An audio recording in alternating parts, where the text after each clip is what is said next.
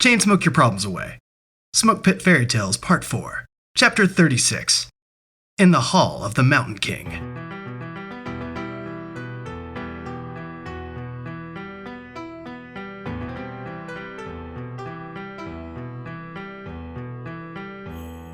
Thatch turned off his oxygen system and secured his headgear to the pack on his back. If we need it, we should have a few minutes of air left. Let's hope we don't. Akan flipped up the iron sights on a rifle.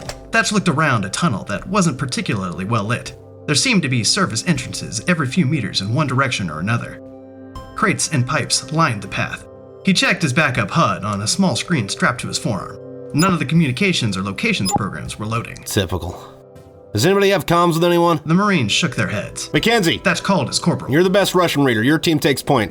What's the plan? We're gonna have to eyeball this. Roger. McKenzie pulled his Marines to the front. What are we gonna do with Scott? Akan asked Thatch. I don't have a better answer than to drag her along. Thatch looked back to his wounded Marine. How you feeling? Scott nodded at him with a smile. I'm good. She's lost a lot of blood. Stockton said. She's definitely not good. Well, it's not like we can leave her here. Chuck said. We're not leaving anyone. Thatch told his Marines. But there's only Thatch counted them. 21 of us. If any one of us gets killed, we can't afford to drag a body around. If anyone gets too hurt to move, we're all fucked. All right, so don't get shot. Got it. Yeah. Thatch looked at Chuck without amusement. McKenzie, let's go. Capulet, you get up the rear. Irish, take point. McKenzie ordered as they made their way towards the hospital. McKenzie squinted, trying to read the Cyrillic on the bulkheads. Thatch checked his watch. Hours seemed to have passed, but they'd only been underground for 40 minutes. Time crept as slow as they did. He looked up at the markings on the wall, trying to read the signs. McKenzie, what's this sign say? Gangs trading 5 herbs for sex to pay off debt? McKenzie would have felt embarrassed for Thatch if he wasn't on edge and worried about getting killed. You can't read Russian for shit. It says Garrison reporting for duty on floor 5, enter here. Stay off the grass. Thatch grunted and kept moving. How close do you think we are? McKenzie shrugged. Nah, shouldn't be too much further. We just... A bright light and a thunderous bang blinded and deafened the Marines. The only thing they could see or hear was white and ringing. Most dove to the ground out of instinct. Thatch gave his eyes hard blinks, trying to get his vision back. The white blur faded back into the silver halls of the tunnel, while the ringing in his ears adjusted to pops and zings. He wondered for a minute if the Navy started shelling the colony. Maybe the bulkhead was hit. Then he realized the pops and pals were ripping the air over his head. They were in an ambush. Contact! That screamed to deaf ears. He didn't even hear himself say it. His vision was still just a blur. He tried to rub the fuzziness from his eyes, but it was to no avail. He could see shapes firing in all directions, but he couldn't make out who was a friend or who was the enemy. Akan huddled behind a crate, punching herself in the temple, trying to reconnect her ocular nerve. If she thought she could hear anything, the silent ringing would be deafening. Slowly, her blindness turned to a blur. She felt cold steel press against her head. It was round and dull. Immediately, she shot her arm up and pushed it away. The metal got hot and recoiled back. Her assumption that it was a rifle seemed accurate. She yanked it back down by the stock and grabbed its owner by the arm. The arm swung and racked Akan's head into the crate. Dizziness was added to the barrage of sensory overload. She tried to take a minute to orient herself, but she felt fingers wrap around her throat. She used both of her hands to pull just one finger from around her throat. She got the hand a few inches away before it slammed back down over her mouth and nose. Akan opened her jaws and let the fleshy bottom of the palm fall into her mouth. She clamped down as hard as she could. The hands left her, but a mouthful of skin, muscle, and blood stayed. She spat out what she had bitten off and tried to blow the blood out of her mouth. She got herself to her feet and saw a fuzzy blob letting out a muffled scream. Akan drew her knife, jumped on the shape, and dug a hole into the center until it stopped moving. The Marines were starting to get their senses back. McKenzie laid in the prone, trying to see what was in front of him. All he could make out were flashes and shapes. He knew he was at the front of the column, and took the chance to assume he was safe firing at the blobs. He couldn't distinguish most of them from the background, so he pulled up his weapon and fired at the flashes of light in front of him. He popped off 2 magazines until his eyes readjusted to the tunnel's dim lights. He saw PFC Hawk a few meters in front of him, firing forward with no regard for what was there. When he ran out of ammo, he took Irish's machine gun and opened up to the front. Irish was laying on the ground with half of his head missing. A crater in his crown spilled his brains onto the deck. A twisting mix between sorrow and hate grew in McKenzie's gut. McKenzie screamed at Hawk, but couldn't hear his own words escape his mouth. He yelled again to no avail. McKenzie crawled up to Hawk and punched him in the foot. Hawk jerked his head back and stared McKenzie in the eye with a bloodlusted face of rage, only not killing McKenzie because he recognized him as a fellow Marine. McKenzie screamed. Who's up there? To deaf ears. Hawk read his lips, shook his head, and mouthed back. Russians! McKenzie showed Hawk a grenade and pantomimed throwing it, then pointed at Hawk in the machine gun. Hawk nodded his head understanding, then went back to opening up on the gun. McKenzie pulled pins out of 2 grenades, tapped Hawk's foot to let him know he was throwing them, then tossed the frags. The 2 of them ducked and waited a few seconds. They barely made out distant pops and then rose back up to fire. Capulet and Stockton grabbed Scott and shoved her between a few of the crates for cover. Capulet started throwing his Marines by the arm and pointing them in the right direction to fire. He took Thatcher and Schneider to the rear and pushed Hans forward. Thatch and Chuck were the first to completely regain their senses. Thatch pointed at Chuck. Get the Marines up! And made his way to the front of the file. A mass of bloody corpses occupied the middle of the column. The Russians had pushed through the first rank of Marines to get to the middle of the fight. Franklin and Irons, from 2nd Squad, were shot, burned, and stabbed. But they were alive and resting on the bodies of the Russians they'd slain. Thatch grabbed Irons by her chest rig and Franklin by her boot and pulled them to better cover. You two alright? Wearily, they shook their heads and gave him a weak thumbs up. Akan pounced up and fired back towards the few Russians that were left to the front. She put bullets in the ones brave enough to pop up to fire back to the hailing machine gun. She fired at one of the riflemen as a 2-man team leaned out from a side hatch with a recoilless rifle. She tried to swing her rifle at the man, firing the rocket, but she was too late. Incoming! Akan dove back towards the ground as she watched the missiles speeding towards their position. Martinez jumped up to dive on McKenzie and Hawk, who didn't let the impending fiery threat of rocket death quench their thirst for blood. As soon as Martinez tackled them, the explosion rocked the 3 into the bulkhead. After the roar of the explosion ceased, Thatch stuck his head out of the tunnel. The firing had stopped. He looked over at Akan, and they ran to the front of the line. McKenzie and Hawk had killed the rocket team, and any other Russians had either pulled out or lay dead. Watch out, they could pop up from anywhere. Yeah, they're using the fucking vents. Akan hissed. Stockton caught up to them, and then ran to where McKenzie was. Thatch pulled the remnants of a crate off of Martinez. Martinez groaned and looked up from the ground, struggling to breathe through short, sharp breaths. I think my ribs had broke, Sergeant. Stop talking. Thatch pulled Martinez off the pile, just enough to get him flat on the ground. Martinez screamed in agony as he was moved. Thatch and Akan moved more debris, and Stockton started looking over Martinez. When they found Hawk, his neck was crushed almost flat. They moved him to the side and laid him on his back. McKenzie pushed the rubble from himself. Are you alright? McKenzie shook his head. No, He winced and grabbed his ankles. my feet are fucked. Can you walk? I don't know. McKenzie raised his hands up. Thatch and Akan grabbed him and brought him to his feet. McKenzie let out a yelp. Pain shot through his body like lightning as his ankles shattered into glass. They lowered him back down to his butt. Stockton stood up and reported to Thatch. We can't move Martinez. It'll kill him. I don't think we can move most of them. He replied, then looked at Akan. What do you think about putting all the wounded in the same area and hiding them between crates? Almost like building a pillow fort. Yeah, we can't take them with us. We got a mission and I don't know what else to do. We just have to remember to come back for them. Will they be able to defend themselves? If we hide them well enough, we won't have to. Akan was worried, and it showed on her face. This is really shitty. Do you have a better idea? Thatch sympathized, but tried not to let emotion get in the way. No. It's either that or wait for the Russians to come back in larger numbers. We're going to have to make it obvious that we left and lead them away so they can leave the wounded here alone. Agreed. Thatch looked at Stockton. You and Christchurch get the wounded together. Hatch them up as best as you can. Well, hide them inside of a crate fort. Keep pressing. Only a few minutes passed before the wounded were concealed behind the crates. The dead Russians were pushed to the side of the walkway, and the Marines who could move walked through the blood further into the tunnel several times to make it look like there were more of them than there really were. Should we take both corpsmen or leave one here? They all know enough to keep themselves pumping where they're at. Thatch leaned into a cavern they built. Are you going to be good with that, McKenzie? Yeah, man. Leave us here. I got it. We'll be back for you when we can. 17 of them were left to continue up the tunnel. They only advanced another couple hundred meters before they heard voices speaking Russian down the tube. Thatch waved everyone down. He scanned the bulkheads around him until he found an unsecured hatch. He pulled the door open, peeked his head in to make sure it was large enough to be traveled, and pointed the Marines in. Akan slung her rifle, pulled out her pistol, and crawled in first. Thatch counted the rest of the Marines in as they followed Akan, and squeezed in last, sealing the hatch behind him. The service tunnel was just big enough to crawl through. Akan led with a flashlight in one hand and her pistol in the other. The riveted metal below dug into the bottom of her forearms. A slight cool breeze flowed through the vents, and dim blue lights illuminated the path before them. They crawled until they came upon a room large enough to fit 4 Marines in at a time. Akan looked down the tunnels leading from the room in 4 different directions, then at the ladders leading up and down. Not knowing where they were, she made the decision to surface. She put the flashlight away and climbed with the pistol in her hand. Pushing a hatch out of the way, Akan stuck her head halfway out of the hole. She couldn't see anything but trees in any direction. It was dark. Only the stars illuminated the forest, leaving it an eerie green. Akan pulled herself through the hatch and helped the other Marines out. whispering to them to form a perimeter as they exited.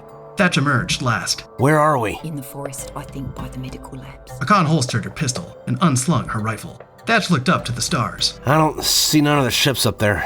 I don't know if they're there. Akan pulled up the mobile HUD on her left forearm. Static and fuzz were shown to her instead of the interface. Thatch, are any of your systems working? Thatch checked his and received a similar response. He shook his head. Nope, but we gotta keep moving. Thatch looked for the bend in the colony's hull and pointed to what they were calling north. The facility should be that way. Akan nodded and signaled the Marines to move. They snaked through the trees, following the center of the colony until they saw buildings. They gave the concrete and steel walls a scan. Then, when they couldn't find signs of life, they moved forward. They crept through the empty streets and alleyways until they came to a compound on which was painted the Rod of Asclepius. This looks like it. Even if it's not, it might have medical supplies. Stockton said. She looked at Thatch and pointed to Christchurch. And we need those. Let's go in and keep it quiet. Thatch told the Marines. Chuck leaned up against a wall and peered into a window. The inside was dark, except for low, glowing red emergency lights. He went forward, opened the door slowly, and entered with his rifle first. The Marines followed him through the administration section. Office supplies were haphazardly thrown around the room, but nothing seemed to be broken or missing. Thatch walked up to a computer terminal and shook the mouse to see if it would turn on.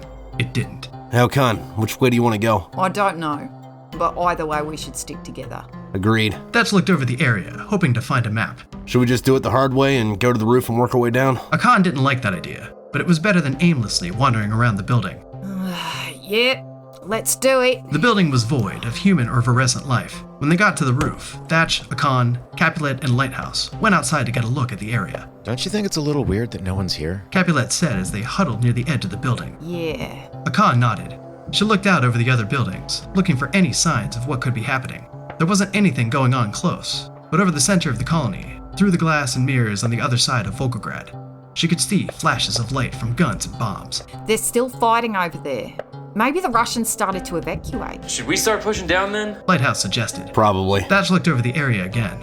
Nothing was happening anywhere around them. Akan, what do you think about sending a fire team back to the tunnels and grabbing the wounded and bringing them here? That would be better for them than just hiding behind boxes. And we could give them a little better treatment, let them rest for a bit. I don't think we're leaving this place anytime soon. Me either. Lighthouse, take Royal and Pats, get back down to the tunnel and bring those Marines back. Over the next 2 hours, the Marines who stayed behind searched the hospital floor by floor, from the roof to the ground level, without finding anything of significance. It seemed as if whoever worked there left in a hurry, not even bothering to clean up their work areas or take anything with them. If there were patients, they had left too. Thatch heard a rumbling from outside when they reached the reception area. He went to the window and peeked out. A truck had pulled up, and figures were hopping out. Thatch signaled for the Marines to freeze, and he kept his eyes on the people outside. The silhouettes started pulling more people from the back of the truck, then helped them limp towards the hospital. Thatch squinted to get a better look at them. Their outlines made him think that it could have been Lighthouse with the returning wounded.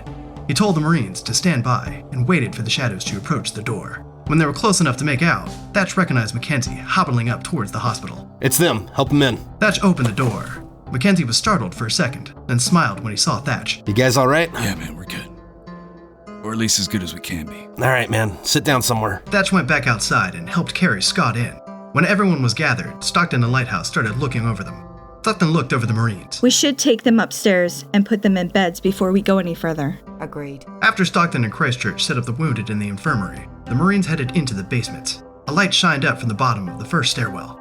Chuck was at the front of the column. I think there's power down here. He kept making his way down with his muzzle forward. At the bottom of the stairs, Chuck popped into a room, ready to fire at anyone who might have been occupying the area. No one was there, but the fluorescent lights half blinded him. He tightened his eyelids and scoped the room while the rest of the Marines filed in. The room was the size of the building's footprint. Scientific equipment sat scattered about the room.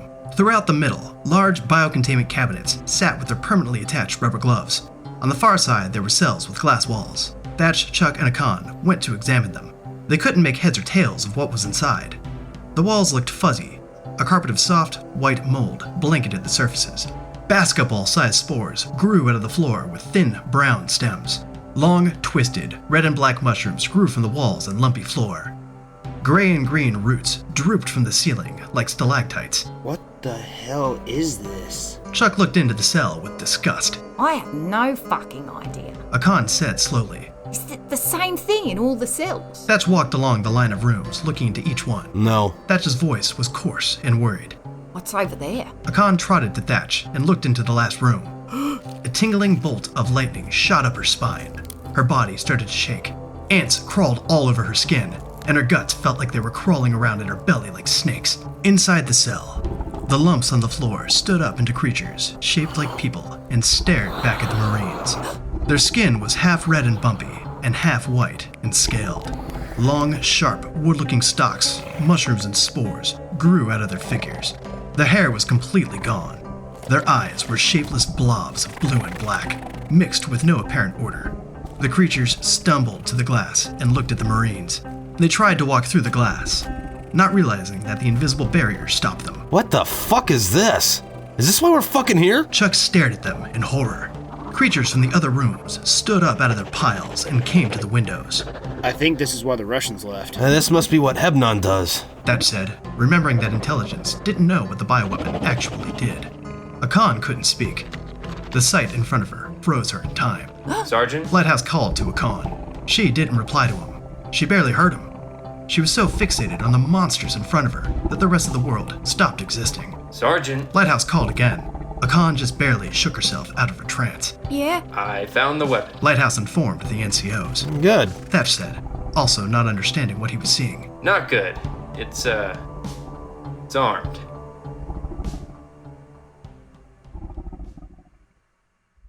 Hey everybody, thanks for listening to chapter whatever the fuck, I think we're on chapter 36 of Chainsmoke Your Problems Away, fucking by Trip Ainsworth, narrated by Chuck fucking LaVoki. I got him here for the weekend, so I figured, why not fucking talk about it? Dude, we're doing some fucking fun stuff in this book. Yeah. I mean, what book are we on? We're on Chainsmoke. We're on book 4. We're on book 4. We're on book 4, which, by the way, I'm in the edit for book 6 right now. I was gonna say, in real time, at the time of recording this, like, no, we are well on our way to completing book 6. Yeah, the first chapter, maybe 2 by the time you're watching this on YouTube, of 6 Pistols and a Dagger, Smoke Fairy Tales Part 6 should be up on Patreon, but More Than the Liquid Dew of Youth, Smoke Fairy Tales 5, as of recording this video on, what, Thursday night? Fucking April? Friday morning, Thursday night? Yeah, fuck it. That is processing on Audible right now, so if you don't want to wait for us to read this to you can just go buy the book on Audible. Or you can just buy the books. Like, comment, and subscribe. Ammo cans. Yeah, there you go. Yeah. Anyway, thanks. They're all written. Yeah, they're all written. The series is complete. You can go read these things. It's a complete series. It's a 1,000,000-word fucking franchise. Yeah. You have to. Are we allowed to swear here? I don't give a fuck. Okay, all right. I'm sorry. Sure. Yeah, no, we're cutting and fucking.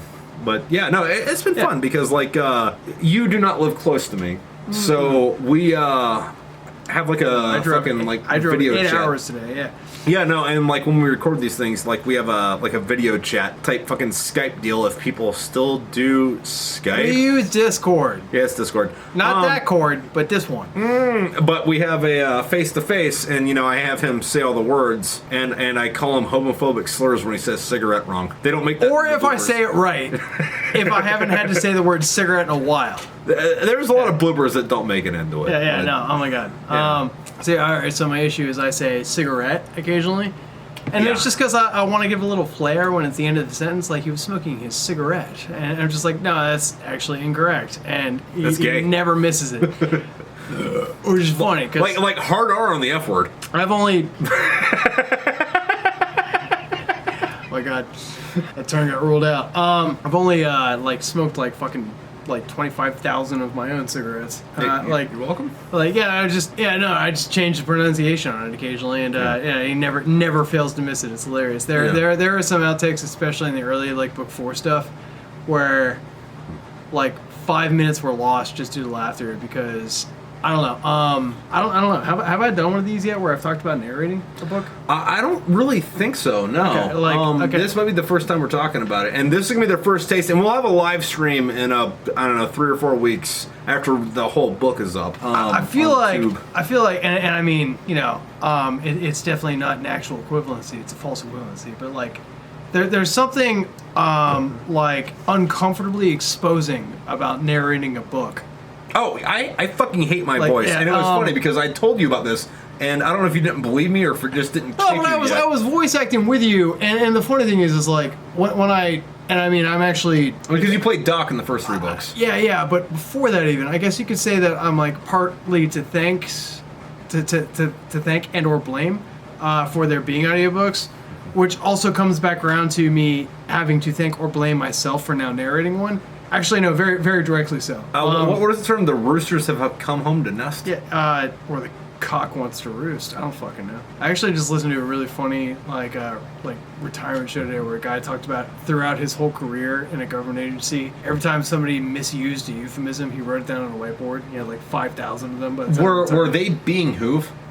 Oh, it would be who of you. It would be who of you. It would be who of you. Not behoove. Hey, listen, I know that there's Drone at least a couple of fucking random staff and COs that watch this. The word is behoove. It would not behoove you. Who of you. It would be who of you. Fucking open a dictionary once. Your fucking goddamn Actually, junior Marines will thank you. I don't know how much this wanted out, so I'm going to go for it. I fuck. fell victim to one of those the other day. Straight up Rick and Morty style. Take it for granted.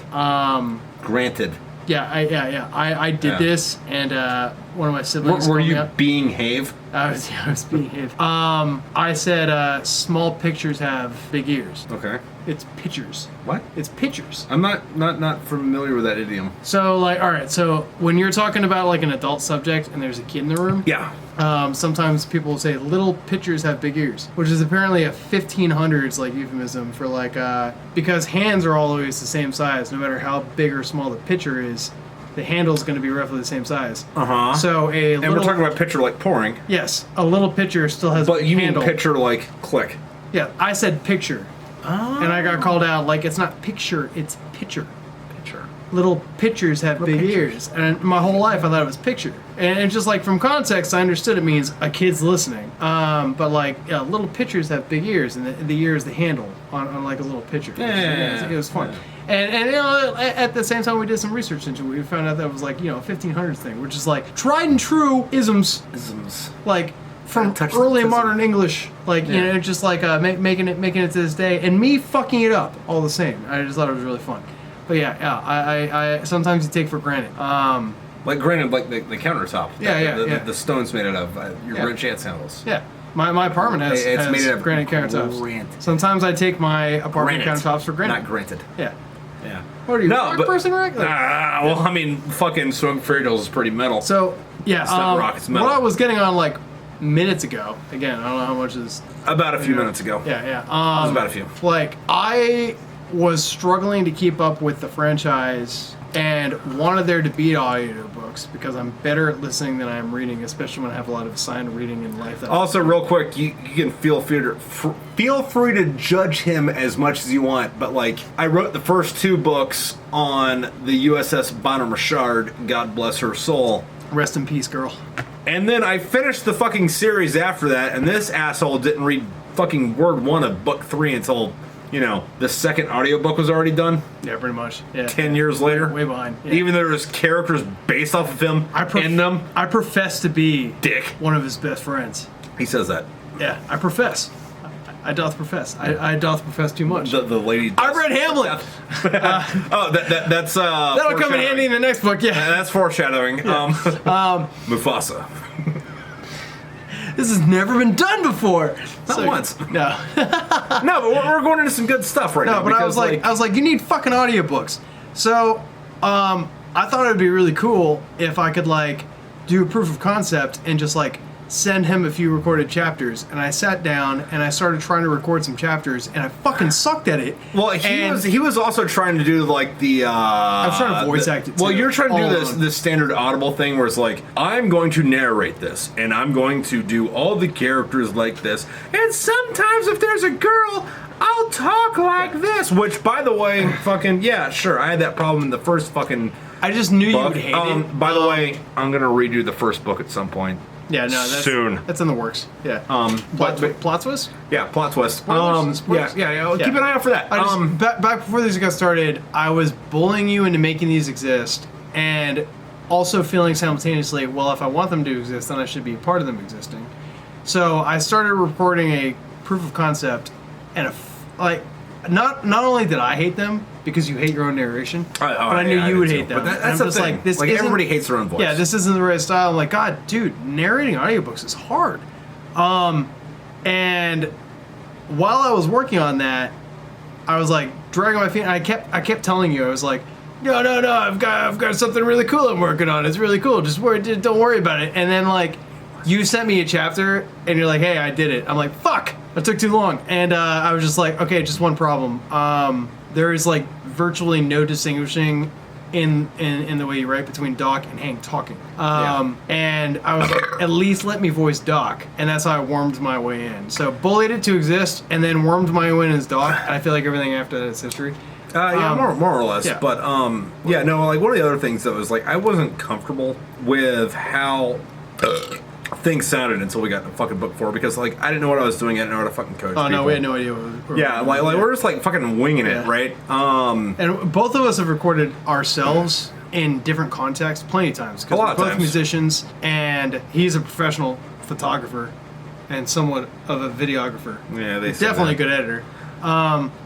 I mean, you at one point were literally professionally a photographer. I mean, yeah, on a technicality, but yeah, you know, I wasn't comfortable with like the way fucking shit sounded until book 4, Chain Smoke Your Problems Away, and I think Chain Smoke Your Problems Away is where I want it. Fucking More Than Liquid Duo Youth, Smoke Fairy Tales 5, I think it's fucking perfect. I got a lot of problems with the first fucking 3 audiobooks, but those are in the process of getting reworked. I've already got voices together because if you remember, I played half the fucking chicks in the fucking first book.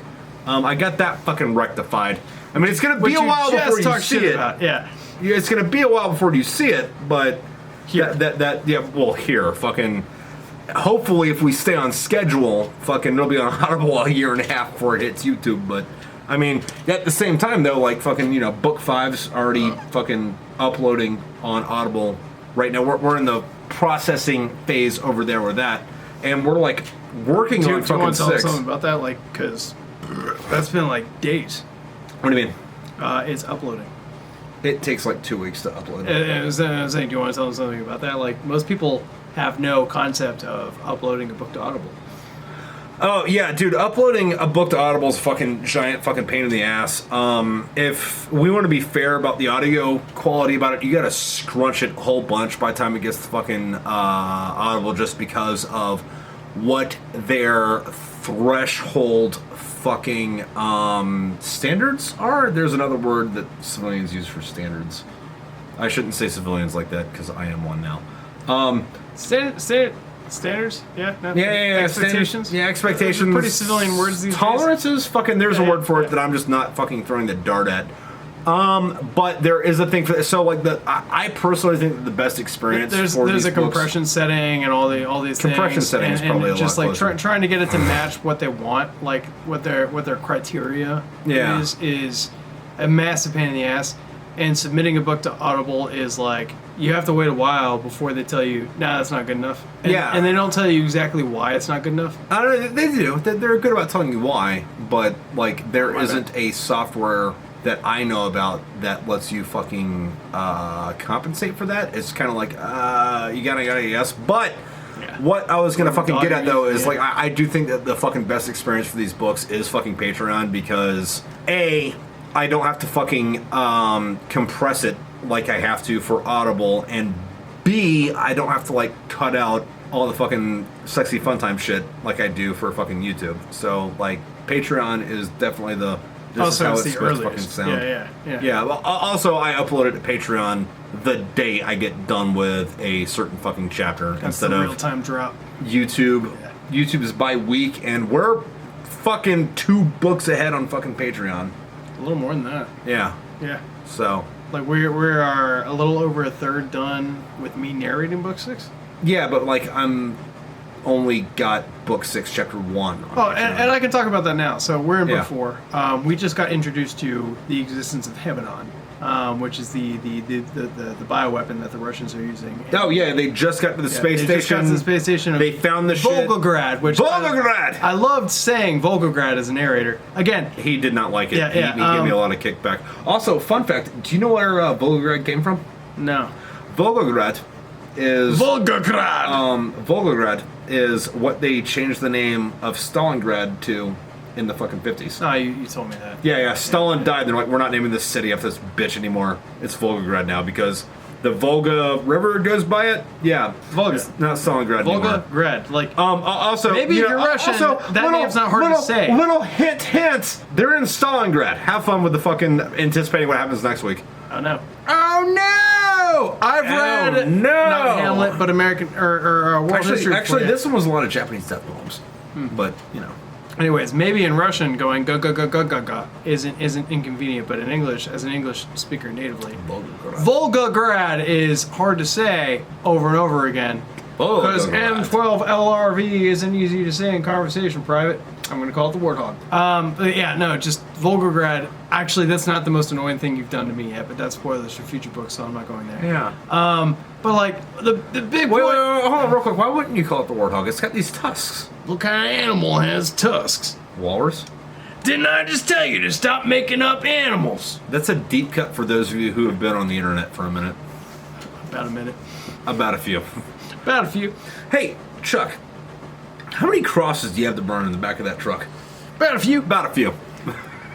Anyway, what did you have? Okay, full disclaimer, you can't edit this out. No, I'm not. We're not about burning crosses. We're referencing Helsing Ultimate Abridged. I need a patch for that. What, Helsing? Yeah, that's something. Oh, I don't have it on this. I got it on one of the other ones. You got a Helsing patch? Yeah, dude, I got some. I'm always on the lookout for new patches. I didn't realize that's. Well, no. I got the Speak with the Dead and Jesus Christ is in Heaven. Oh yes, Jesus is in heaven now. Jesus is in heaven. Yeah. Jesus Christ is in heaven. Yeah. But what you need is those pistols. Those are nice pistols. Those are nice pistols. Yeah, you like proprietary pistols. I like chicks with big giant titties, and bitches love cannons. Bitches love cannons. Yeah. Anyway. Thank you to everyone who's tuning in on Patreon. Thank you to everyone who's gotten a war chest. Thank you to YouTube members who get these as soon as I upload them, and thank you for just fucking tuning in and sharing with your friends. And the other thing is, like, I know everybody's like, thank you for sharing with your friends, but like, I talk to you enough. I'm not so big that I'm fucking like unfucking contactable, and a lot of you fucking text me and say, hey, I'm making my wife listen to this, I'm making my friend listen to this, I'm making whoever listen to this, and thank you for watching this and just watching it. I don't really care if you press the like or the share button. I mean, I appreciate it. And when you send him those comments, he takes screenshots of them and he sends me those comments. And since I've been narrating the last, like, this book that you're listening to, because this is going on YouTube, right? Yeah, it's going on YouTube. Yeah, so this book that you've been listening to, I get those comments and I feel really good about myself, because what I started to say earlier is, and he agrees, narrating feels like shit. It does. It's pain in the ass. And when I said, like, I don't want to compare it to you, but I think it's fair. It's an exposure. It's like I'm gonna show you my dick and don't laugh if it's small. It's like you're about to have sex with someone new, but you're doing it like we're gonna strip down style, straight up. Like, what was that fucking movie, The Notebook, where you just take your clothes off in front of each other to see what you're working with? Was that a scene in that movie? I watched The Notebook once, right when it came out, and it was only to get laid, and I don't remember it. It's memorable. Like, is Ryan Gosling and you can see Ryan Gosling's dick in that Rachel movie? McAdams. No, you don't see that. No. You get to see Rachel McAdams' tits in that movie? Very upsetting. I mean, she's, God, what a babe. Ryan Gosling. I feel like they like strip down in front of each other and just like what. It's kind of kinky. Like, we're just gonna like take it all off and like stare at each other before we go for it. But like, you're just exposed. And then like when you have to listen to these chapters on like replay, after he gets done editing them, after doing nice things to my voice with reverb, like wonderful things like that. It's funny because we were a book and a half into that, and you're like, "Are you modifying my voice?" Yes. Reverb in? Like, yeah. Yes, that's how it works. That's how I differentiate you from the characters. Thank you. It's just it's awful. Like hearing your dick out, like slapping, and you're like, "Fuck, I hate that. Fuck, I hate." And is it called sibilance when you hear like mouth noises? Psilocybins. Fucking, it's awful. Just hearing your voice, making this noise. And it's a bitch. Oh, mouth noises are a bitch. No, I'm talking about. No one notices. No one notices mouth noises. Is that called sibilance? No, that's just mouth noises. No, mouth noises has a noise. They don't have a word. There's no way they don't have a word for that. There's no way. I feel like I'm not gonna look it up right now. We're recording a thing. Fuck you, wanker. Fucking wanker. Fuck you. Fuck you. Wanker. Speaking of wankers, but like the whole thing is like it's an exposure. It's weird. He did it for $3. Now I'm doing it for $3. And now that we're in book 4, I can finally. No, I can't. No, we'll talk about that after book 6. Yeah. Why I had the idea for me to do it? You did not have that idea for that. That was not it. That was not an original you idea. For switching? Yeah. That was an original me idea. That was not. There's recording proof for it. I promise you.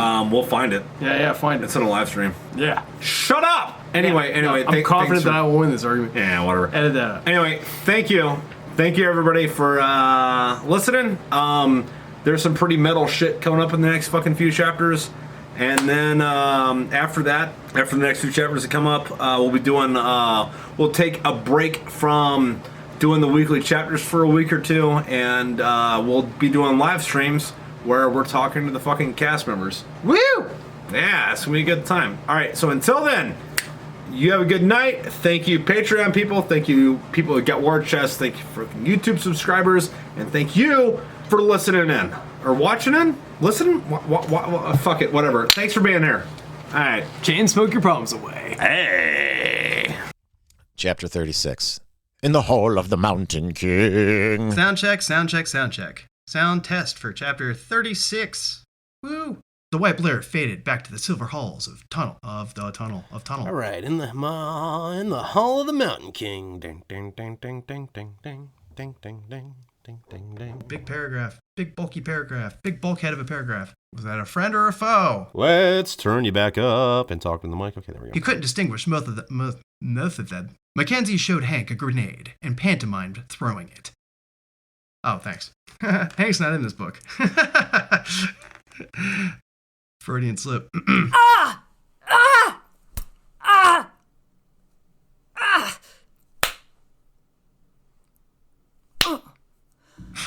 Incoming! Just getting fucked. Lovely. Almost like building a pillow fort. Oh my god. Alright, there was a rip there. What the fuck was that? That would be that. Yeah, but I don't know how to fuck to say it. I know what you're talking about. Alright. Just gonna pause because you might be able to hear a siren. Like, why am I stumbling over this? Take 2. Asclepius. Alright, sweet. Alright. Asclepius. Well, it's not like we can. Leave her here. It's the weapon. Chapter 36 in the Hall of the Mountain King. It's Martinez meant to say that. You're still wrong, and I have to make fun of you. We should go up. No. You gonna die on that hill? You're just wrong. No. Stalactites hang from the ceiling. Stalagmites build up from the floor. To hang on to the ceiling, one must hold on tight. Stalactite. This looks like it. Shit, I did it again. Yeah. I don't live alone. So. I don't even want to try and describe what my family probably thinks I'm doing. Stay tuned for next week's episode of Killing When You Can't See.